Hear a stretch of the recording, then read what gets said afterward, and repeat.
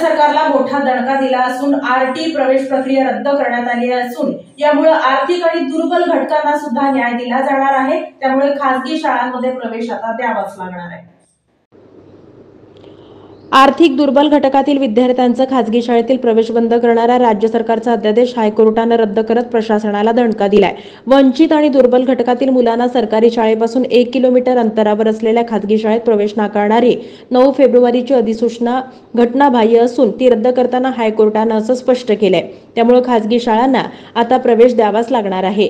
न्यायालयाचं निरीक्षण या संदर्भात असं झालंय की वंचित आणि दुर्बल घटकातील मुलांना खासगी विनाअनुदानित शाळा प्रवेश देतील असं आरटी कायद्यात नमूद आहे। प्रवेश देतील याचा अर्थ खासगी विनाअनुदानित शाळांना गरीब मुलांना प्रवेश देणं बंधनकारक आहे। आरटी कायद्यात सरकारी शाळांचा समावेश करावा। आम्ही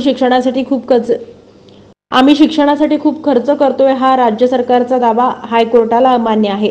शिक्षणासाठी खूप खर्च केला तरी नवी दुरुस्ती संविधानिक तरतुदींच्या विरोधात असल्यास ती बेकायदा ठरणारच आहे। आरटी प्रवेशातून खासगी शाळा वगळण्याला कोणताच कायदेशीर अधिकार नाही। आरटी प्रवेशातून खासगी शाळांना वगळल्यास घटनात्मक अधिकाराला आळा बसेल। खासगी शाळा सुरू करायची असेल तर आरटी कायद्याअंतर्गत नोंदणीचं प्रमाणपत्रही घ्यावं लागणार आहे। असा नियम असताना या शाळांना आरटी प्रवेशातून वगळता येणार नाही।